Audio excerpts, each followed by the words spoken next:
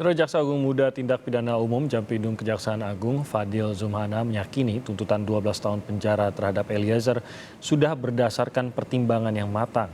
Jaksa menilai Eliezer tetap bertanggung jawab sebagai pelaku pembunuhan Yosua meski hanya mengikuti perintah Sambo. Yang memiliki keberanian dia.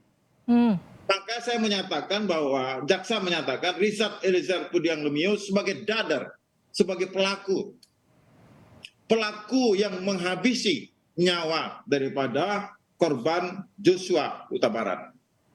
Sehingga ketika kami menetapkan Richard Eliezer Pudiang Lumiu 12 tahun itu, parameternya jelas, dia sebagai pelaku, sebagai dadar. Lalu dia ini, kalau lihat dari tuntutan pidana yang dilakukan oleh Kejaksaan Agung dalam hal ini Kejaksaan Negeri Jakarta Selatan, bahwa 12 tahun ini sudah cukup bagi yang bersangkutan karena kami menarik ke atas ke Pak Freddy Sambo. Bahwa dia melekat di Freddy Sambo. Perintah ini di Pak Freddy Sambo memerintahkan yang bersangkutan, dia laksanakan perintah itu. Dia sebagai dadar, sebagai pelaku. Lalu tentang Kuat Ma'ruf yang berada di lokasi itu bersama Ricky Rizal Wibowo, dia mengetahui ada rencana pembunuhan. Dia mengetahui tapi tidak melakukan apa untuk melakukan pembunuhan itu. Tapi ketika Richard Eliezer Pudiang Lumiu berani menghabisi nyawa orang lain dengan senjatanya atas perintah Pak Freddy Sambo ini, kami menganggap ini adalah suatu keberanian yang menimbulkan kematian bagi orang lain. Baik. Itu tadi komentar dari Jampidum terkait dengan tuntutan terhadap Richard Eliezer yang dituntut pidana 12 tahun penjara meskipun berstatus justice collaborator atau penguak fakta. Kita masih berbincang dengan Pak Aan, ahli hukum dari Universitas Brawijaya, dan juga Pak Edi Hasibuan dari LMKP. Tadi sempat kita bahas mengenai harusnya mempertimbangkan presiden dari sebuah tuntutan, apalagi putusan nanti. Nah, saya ingin tanggapan, saya ke Pak Edi lagi nih.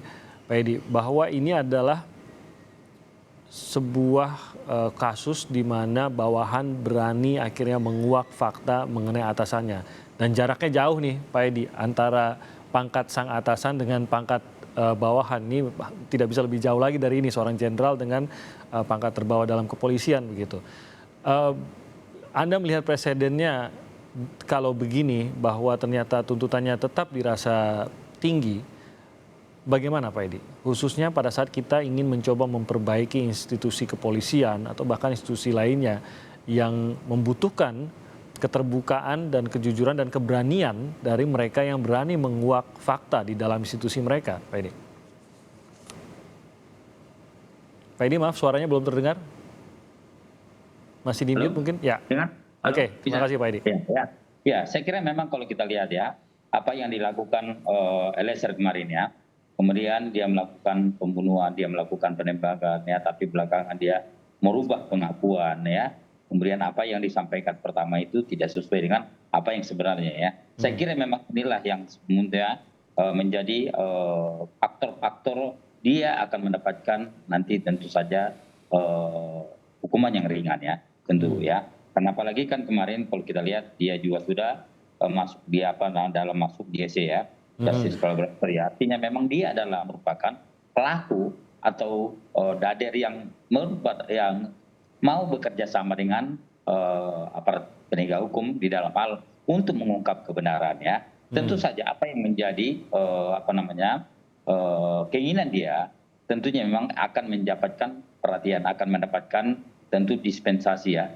Ya mungkin memang sekarang 12 tahun, mungkin banyak pihak yang menilai ancaman 12 tahun itu terlalu tinggi gitu ya. Tetapi juga harus diingat juga bahwasannya dia, tadi seperti yang sampaikan jaksa bahwasannya JPU-nya dia adalah sebagai dader. Dia adalah sebagai pelaku ya, yang menghabisi daripada korban ya. Tentu saja tidak mungkin juga kalau misalnya diberikan ancaman, ya walaupun kita tahu ya, dia sudah meminta maaf, kemudian keluarganya juga sudah memaafkan ya, karena memang dia menyampaikan bahwasanya apa yang dilakukannya karena tekanan. Saya kira kita menghormati apa yang menjadi pengakuan dia. Tetapi lagi-lagi adalah menurut pandangan kami adalah tentu tidak bisa juga kalau misalnya diberikan ancaman tuntutan yang ringan ya. Tetapi percayalah bahwasanya hakim saya kira karena sebentar lagi juga ada pledoi yang merupakan pembelaan kepada yang bersangkutan, dan kemudian nanti pada akhirnya hakim juga akan memberikan vonis ya, yang tentu mungkin kalau pandangan saya, prediksi saya bahwasanya akan lebih ringan ya daripada tuntutan yang disampaikan kemarin oleh JPU, yakni 12 tahun penjara. Oke. Saya ingin minta tanggapan dari Pak Aan terkait dengan itu tadi, vonisnya dirasa berat, apalagi bagi seorang justice collaborator. Tadi kita bicara juga soal bagaimana ini juga akan mempengaruhi mungkin orang-orang lain yang ingin menjadi justice collaborator dari kondisi di dalam institusi mereka atau sebuah kasus gitu. Tapi apakah ya kita tahu ini peristiwanya besar gitu. Ini pidana yang berat, yaitu pembunuhan, apalagi 340 pembunuhan berencana. Ini salah satu pidana yang paling berat gitu, Pak Aan. Jadi apakah maksud saya tuntutan terhadap Richard Eliezer ini memang beratkah atau berat karena mau tidak mau masyarakat pasti membandingkan dengan tuntutan terhadap Putri, Ricky, dan Kuatmaruf, Pak Aan? Ya, saya juga ingin menggambarkan dengan perkara yang lain yang tidak jauh sebenarnya dari tahun ini ya, di awal tahun 2021 di Medan, pembunuhan seorang hakim di Medan, ya, Pak Jamaluddin, dilakukan oleh istrinya sendiri, ya, sebagai aktor intelektualnya begitu. Nah, jadi istrinya ini merencanakan pembunuhan yang namanya Hanum, ya, Jureida Hanum, terhadap suaminya. Kemudian ada 2 orang eksekutor yang dimintai bantuan untuk melakukan eksekusi dalam rangka membunuh. Ya, Ferry sama satunya lagi. Nah, terhadap Hanum dikenakan hukuman mati. Ferry kemudian sebagai eksekutor dikenakan hukuman mati, ya, sampai ke Mahkamah Agung kemarin. Yang satunya tadi dikenakan 20 tahun. Nah, kalau begitu berarti sudah sangat ringan Eliezer. Nah, ini berbeda begitu. Ini berbeda. Di mana perbedaannya? Dalam konteks yang di Medan itu, pembunuhan di Medan, ya, itu pembunuhan berencana juga, tapi tidak dalam konteks justice kolaborator. Yang itu juga tidak ada satu hal yang sangat membedakan, relasi kuasa antara Hanum tadi, sang istri, dengan seorang eksekutor, ini justru terjadi ya hubungan terlarang. Membunuh suaminya tadi itu. Jadi ini memang meeting of mind-nya ya, itu memang saling bekerja sama untuk saling membunuh. Jadi memang sangat kuat hasrat pidananya, mensreanya, niat jahatnya sangat kuat di sini. Ya, tapi kalau di sini di kasus Sambo ini, Eliezer itu ada dalam kondisi relasi kuasa. Dia itu bagaimana Mas Timothy tadi sampaikan, pangkat terendah di kepolisian. Yang memerintah adalah seorang perwira tinggi, bintang 2, kan begitu. Jadi dia ini dalam posisi yang tidak bebas. Dia dalam mengambil keputusan yang disebut berani tadi oleh Pak Jambidun, ya, berani melakukan penembakan. Beraninya itu berani karena apa? Karena dia punya kepentingan seperti kasus di Medan, ya, dalam punya hubungan gelap dengan seorang istri sebagai aktor intelektual, ataukah beraninya itu karena terpaksa? Maka saya sangat setuju dengan para pihaknya yang mendorong ini sebenarnya ke alasan kalau tidak masuk di overmah, ya, 48, atau masuk di alasan pemaaf, misalnya begitu. Jadi untuk menghapuskan sebagai alasan menghapus tindak pidana gitu. Jadi saya kira ini memang terlalu berat kalau 12 tahun posisinya sebagai GC, ya, apalagi itu. Nah, seharusnya ukuran yang paling mudah di undang-undang LPSK tadi, undang-undang PSK tadi, itu adalah tuntutan yang paling ringan dibanding para terdakwa yang lain. Jadi mau tidak mau karena undang-undangnya juga mengatakan demikian ya Pak Aan ya, lebih ringan dibandingkan terdakwa yang lain. Jadi wajar kalau ada pihak yang merasa bahwa ini terasa tidak adil karena mengapa JC justru tuntutannya lebih tinggi daripada beberapa terdakwa lain, begitu ya Pak Aan? Ada dasarnya begitu ya? Ada dasarnya dan jelas itu dasar. Oke. Pak Edi, lagi-lagi tadi mengenai relasi kuasa tadi, mungkin Pak Edi juga bisa memberikan gambaran. Ya. posisi Eliezer, memang kalau kita dengarkan dari tuntutan jaksa mengatakan bahwa seperti tenang dan tanpa ragu menembak Yosua, ya membunuh Yosua gitu. Tapi tadi kita gambarkan lagi bahwa pangkat seorang Eliezer dengan pangkat seorang Verdi Sambo ini jauh sekali. Dan Eliezer masih baru bahkan begitu, Ya. belum benar-benar memahami bagaimana dinamika antara prajurit dengan perwira dan perwira tinggi dan lain-lain gitu. Dinamikanya belum benar-benar paham. Tapi saya yakin mungkin Pak Edi bisa memberi gambaran seorang prajurit yang baru masuk, mungkin yang dia tahu hanyalah untuk nurut. Begitu Pak Edi. Ya, ya memang kita dari kemarin ini memang kan banyak pihak yang mempersoalkan ya. Itu memang betul ya, bahwasannya Eliezer memang merupakan pangkat adalah pangkat paling rendah ya. Pradae ya, itu sangat jauh sekali ya dibanding dengan Verdi Sambo yang bintang 2 ya. Bahkan kalau boleh kita tak jujur gitu ya, setiap perintah pasti akan dilaksanakan sama dia. Kenapa? Karena memang dia adalah merupakan prajurit ya, yang tidak di dalam hanya menjalankan tugas ya.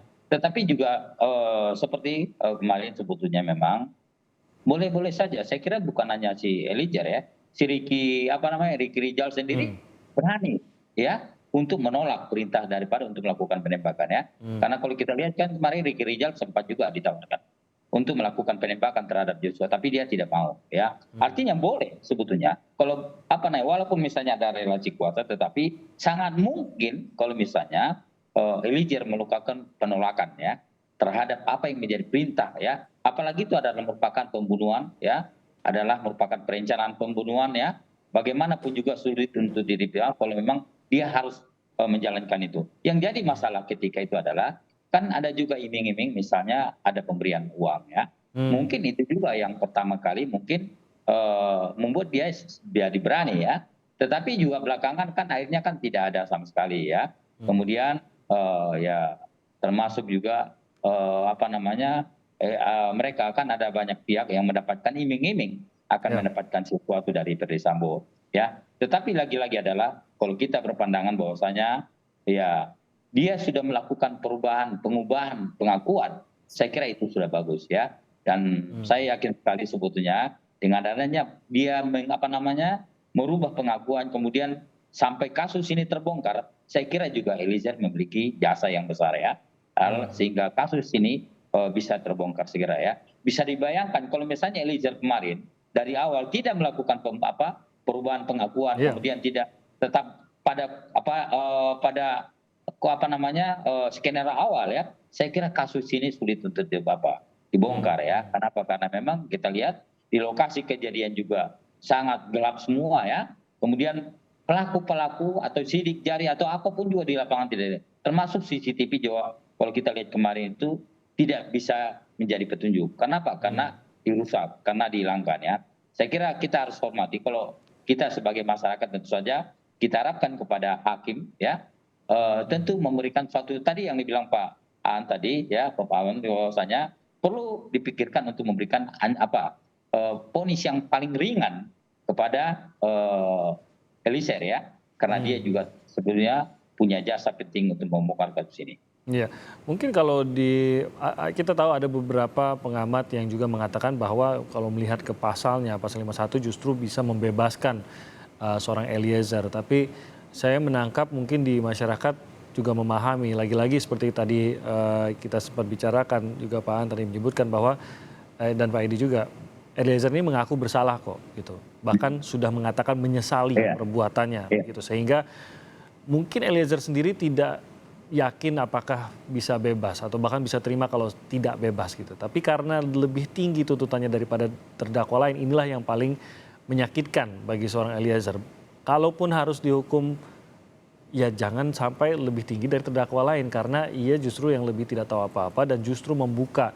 Tadi seperti kata Pak Edi kan, justru kalau Eliezer tidak berbicara, ini semua tidak akan mungkin terungkap sebagaimana adanya gitu. Nah, Pak An, tadi kita bicara soal nilai dari pengakuan atau kesaksian seorang justice collaborator. Di sisi lain ada ketidakjelasan, berbelit-belitnya keterangan, dan tidak kooperatif dari beberapa terdakwa lain. Dan ini disebutkan oleh jaksa dalam tuntutan mereka. Tidak kooperatif, berbelit-belit, dan lain-lain lah. Sehingga intinya adalah memburamkan apa yang mereka ketahui, memburamkan informasi terkait dengan kejadian. Tidakkah ini menjadi justru kebalikannya dari seorang justice collaborator, yaitu justru menutupi atau mencoba untuk memburamkan fakta sehingga kasusnya tidak bisa benar-benar terkuak? Dan apakah ini justru kurang berat dinilai oleh jaksa? Pasti ada alasan kenapa seorang terlalu berbelit-belit, kenapa seorang masih menutup-nutupi. Tapi ini tidak terlihat dalam tuntutannya, begitu Pak. Pak An, apakah ini seharusnya jaksa lebih menaruh perhatian pada hal-hal yang ditutup-tutupi ini untuk memperberat tuntutan mereka kah? Atau memang karena berbelit-belit dan tidak jelas sehingga justru tidak bisa menjadi dasar untuk pemberatan bagi tuntutan terdakwa, Pak An? Ya, saya malah melihatnya jaksa itu akrobatnya, ada akrobat ya sebagian itu terlalu tinggi gitu. Misalnya sampai pada suatu kesimpulan bahwa terjadi perselingkuhan dalam perkara ini. Oh, oke. Selama persidangan kita tidak melihat itu, bahkan sampai akhir pemeriksaan terdakwa Ferdy Sambo masih meyakini bahwasannya istrinya diperkosa. Putri Candrawati sendiri dengan berbagai alat bukti yang ada dan pengakuannya sebagai terdakwa juga tidak sampai pada pengakuan dan indikasi ke arah perselingkuhan. Nah, ini yang saya, tapi yang lain itu saya setuju dengan jaksa. Jadi sangat rinci, sangat detail untuk pembuktian unsur-unsur di 340, mulai dari barang siapa, kemudian adanya kesengajaan, ya, menghilangkan nyawa dan seterusnya. Kemarin juga waktu, tenangnya, ada badminton, itu disebutkan semua. Dan peran masing-masing, peran Eliezer, peran Kuat Ma'ruf, peran Ricky Rizal, itu juga disebutkan semua. Dan sudah bagus penguraiannya. Jadi sangat-sangat lengkap dan licin. Cuman ada beberapa yang akrobat tadi yang itu malah blunder saya melihat di tuntutan jaksa. Khususnya soal perselingkuhan tadi itu kan begitu kan. Karena kalau itu terjadi, maka konstruksi perkara ini akan berubah begitu. Kenapa begitu? Karena kalau terjadi perselingkuhan, yang punya kepentingan itu adalah PC. Kepentingannya adalah menutupi perselingkuhannya. Dan caranya bagaimana? Salah satunya adalah menghabisi korban. Kan ke sana akhirnya. Nah, bagaimana agar korban bisa dibunuh? Menggunakan suaminya sebagai alat. Jadi nanti malah di sini memerintahkan atau menyuruh lakukan ya kepada Ferdy Sambo, kemudian Ferdy Sambo memerintahkan anak buahnya untuk melakukan. Jadi malah kebalik, malah semakin berat hukuman yang akan diterima oleh Putri Candrawati begitu. Jadi ini yang saya melihat konstruksi yang dibangun agak ada miss di belakang sehingga terjadi persoalan. Nah, faktor-faktor pemberat tadi sebagai pertanyaan Mas Timothy soal berbelit-belit dan seterusnya, ya itu memang benar. Tadi saya sampaikan bahwasanya setelah ada pembuktian terhadap unsur-unsur yang terpenuhi dalam suatu pasal, rumusan pasal, baru kemudian adalah bicara kepada berapa tuntutannya. Untuk sampai kepada tuntutan itu ada faktor yang memberatkan dan meringankan. Salah satu faktor yang memberatkan adalah berbelit-belit gitu ya. Perkara ini dibangun dari suatu skenario yang sudah direkayasa, yang sudah tidak benar. Namanya skenario ya berarti sudah buatan, bukan yang sebenarnya begitu kan. Sehingga untuk menutupi skenario itu dan menyempurnakan skenario itu harus dirangkai dengan berbagai kebohongan. Nah, agar ini tidak terkuak kebohongannya, maka ya harus berbelit-belit. Akhirnya antar fakta tidak nyambung begitu. Misalnya yang paling gampang ini ya, senjata itu kan sudah dilucuti oleh Ricky Rizal mulai dari Magelang. Nah, tapi ketika terjadi pembunuhan, senjata itu ada di pinggangnya Joshua. Pertanyaannya, pistol Joshua itu kok bisa ada di pinggangnya Joshua itu dari mana? Siapa yang meletakkan? Ini kan yang bolong nih informasinya, ini yang bolong, kejadiannya di mana, kapan, itu kan tidak jelas jadi ya. Tidak jelas. Jadi itu yang kemudian mengakibatkan dan satu hal yang juga agak miss ya. ketika Putri ada di dalam kamar, ya, kemudian terjadi penembakan, yang dilakukan Putri, sebagaimana ditanyakan oleh para hakim, itu kan hanya menutup telinga, kan gitu. Pertanyaannya adalah, kalau ada sesuatu yang terjadi dan tidak mengetahui sebelumnya, ya, apalagi itu suara yang sangat keras, apakah genteng jatuh, atau lemari jatuh, atau LPG meledak misalnya begitu, otomatis kan akan keluar melihat sesuatu itu. Ya.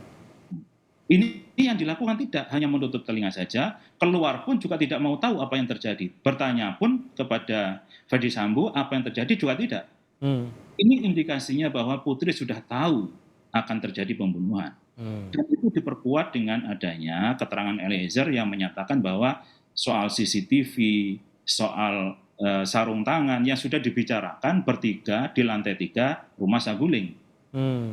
Sampai menyebut tempat, kata jaksa kan gitu kan, tempatnya di 46 kan begitu. Akhirnya berangkatlah ke 46. Nah ini jadi saya melihat berbahaya sebenarnya kesimpulan jaksa yang akrobatik tadi kalau tidak didukung oleh fakta-fakta persidangan dan pembuktian. Tapi akhirnya justru itu kesimpulan yang bisa ditarik. Sementara ya itu masih banyak hal-hal lainnya yang terkait dengan kronologi kasus yang masih sangat tidak jelas seperti yang tadi digambarkan Pak Aan. Itu hanya salah satu tuh Pak Aan. Ada beberapa bolong-bolong lain yang juga sampai saat ini masih tidak jelas. Salah satu yang paling juga menjadi pertanyaan adalah berapa peluru yang ditembakkan oleh Eliezer dan mengapa ada lebih banyak peluru di tubuhnya Yosua dibandingkan yang ditembakkan. Ini pertanyaan besar yang sampai sekarang juga belum bisa terjawab berdasarkan barang bukti yang dimiliki oleh peradilan.